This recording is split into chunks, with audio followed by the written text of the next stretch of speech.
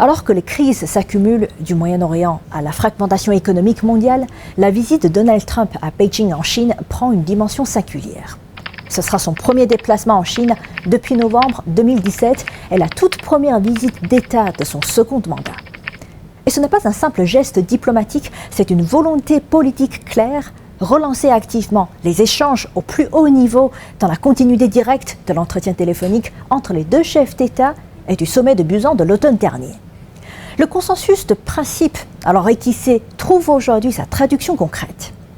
Le calendrier n'a rien d'anodin. À 6 mois des élections de mi-mandat, Trump a besoin d'un résultat tangible.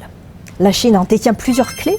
D'abord, le commerce. Depuis 2025, 6 cycles de consultations sino-américaines ont permis d'aboutir à un consensus sur l'ajustement tarifaire. La partie américaine a supprimé 91% de ses droits de douane punitifs visant la Chine et suspendu 24% de ses droits dits réciproques, tandis que Beijing a procédé à des ajustements correspondants.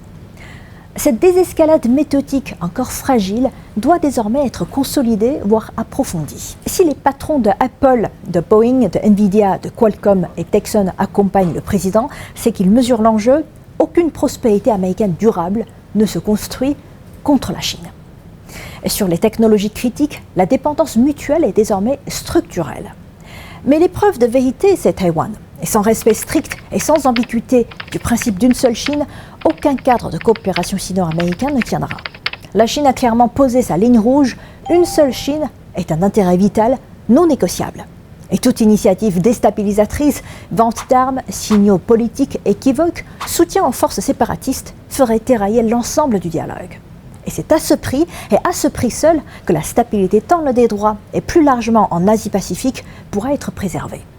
Mais au-delà du commerce et de Taïwan, l'enjeu dépasse de loin le strict cadre bilatéral. Climat, prolifération nucléaire, l'intelligence artificielle, stabilité du système financier mondial, gestion des grandes crises régionales, sur chacun de ces dossiers, une rivalité sino-américaine non régulée se paierait au prix fort. Et c'est l'ensemble de la communauté internationale qui en assumerait la facture. A l'inverse, lorsque Beijing et Washington dialoguent, c'est tout le système international qui respire. Les deux premières économies de la planète portent ensemble une responsabilité que ni l'une ni l'autre ne peut esquiver. Aucun défi global ne se résout sans le dialogue sino-américain. Trump l'a compris, Beijing tend la main, à Washington de la saisir.